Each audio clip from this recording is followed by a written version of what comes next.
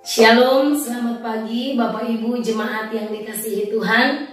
Puji Tuhan, kita boleh ada di tahun yang baru ini, semua karena anugerah Tuhan.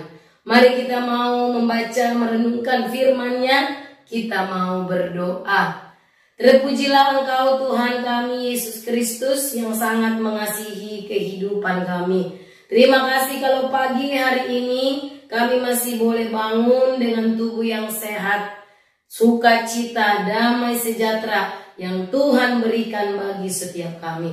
Kami mau membaca, merenungkan firman-Mu.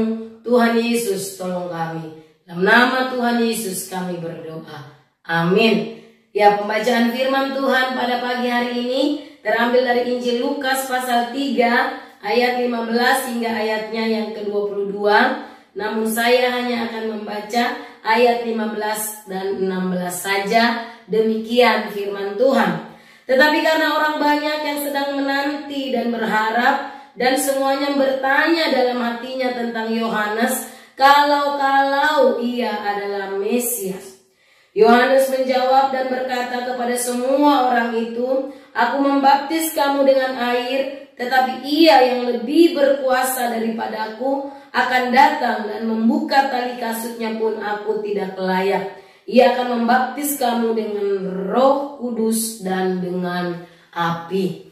Ya Bapak Ibu saudara-saudara yang dikasihi Tuhan, dalam nas pembacaan ini Yohanes Pembaptis memberikan tentang pernyataannya tentang siapa dirinya dan siapa Yesus Kristus. Ketika dia sedang membaptis banyak orang, dia menyerukan pertobatan kepada banyak orang, dan banyak orang yang memberi diri untuk dibaptis. Ya, Yohanes Pembaptis banyak diikuti oleh orang, banyak pengikutnya. Namanya juga makin banyak dikenal orang. Bahkan di ayat 15 yang kita baca dikatakan banyak orang yang bertanya dalam hatinya, berharap kalau ia adalah Mesias.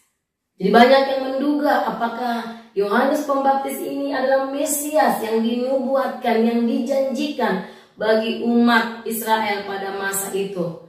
Namun kita melihat dengan tegas Yohanes Pembaptis menyatakan siapa dirinya. Dia mengakui bahwa bukan dia Mesias itu, bahwa Yesus Kristuslah Mesias. Dia adalah Tuhan yang lebih berkuasa daripada dirinya.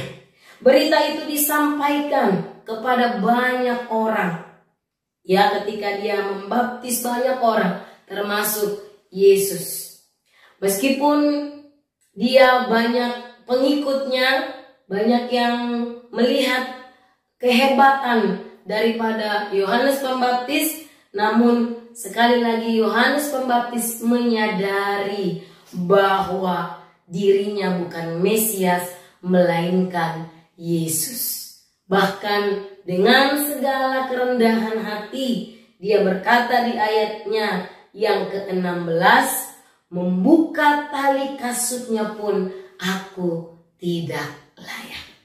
Suatu pengakuan yang sangat luar biasa, menyadari keberadaan dirinya sebagai pribadi yang membuka jalan bagi datangnya Mesias, Yesus Kristus, untuk menyelamatkan manusia dari keberdosaannya. Saudara-saudara, kita belajar dari pribadi Yohanes ini. Pertama adalah tentang kerendahan hati. Yohanes tahu persis siapa dirinya dan untuk apa dia ada, untuk siapa dia melayani. Dia tahu bahwa dirinya hanyalah seorang pelayan yang membuka jalan, mempersiapkan jalan untuk Yesus Kristus yang akan ditinggikan, dimuliakan. Ada kerendahan hati, tahu diri, tahu tujuan, tahu tugas, tahu tanggung jawabnya, bahwa yang dimuliakan hanyalah Yesus Kristus. Yang kedua, kita belajar tentang tujuan. Yesuslah tujuan pelayanan, bukan dirinya bukan diri kita. Yesus yang harus ditinggikan dalam setiap hal yang dilakukan, dalam setiap pelayanan yang Tuhan percayakan. Yesus yang harus ditinggikan, bukan berbicara tentang hebatnya kita, pintarnya kita, tetapi tentang Yesus yang adalah Tuhan, yang adalah berkuasa atas segala alam ciptaan ini. Dan yang ketiga adalah fokus kepada Injil, fokus memberitakan kabar baik.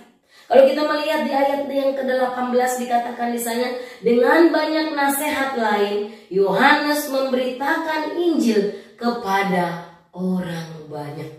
Dia tetap fokus kepada pemberitaan Injil, memberitakan tentang Yesus yang datang, yang akan menyelamatkan manusia.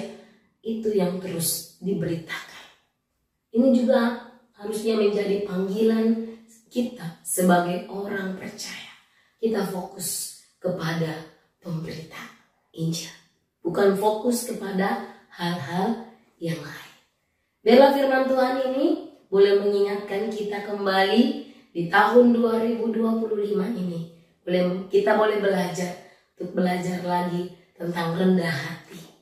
Ya, tahu akan diri kita, tahu akan Allah yang maha kasih, yang maha tinggi. Sehingga kita akan memposisikan diri kita sebagai orang yang melayani. Dia harus semakin besar, aku harus semakin kecil. Yang kedua, tujuan. Kita tahu Yesuslah tujuan kita melayani. Tinggikan Dia, muliakan Dia. Dan yang ketiga adalah fokus memberitakan Injil keselamatan kepada setiap orang. Kiranya firman Tuhan ini memberkati setiap kita berdoa. Terima kasih Tuhan Yesus untuk firman kebenaran-Mu yang boleh kami baca dan renungkan pada pagi hari ini. Biarlah kami kembali diingatkan untuk selalu memiliki kerendahan hati, memiliki tujuan di dalam hidup, dan juga tetap fokus kepada Injil Kerajaan Kristus, supaya kami terus hidup memuliakan Engkau di dalam tahun yang baru ini. Di dalam nama Tuhan Yesus Kristus kami berdoa, kami mengucap syukur. Amin.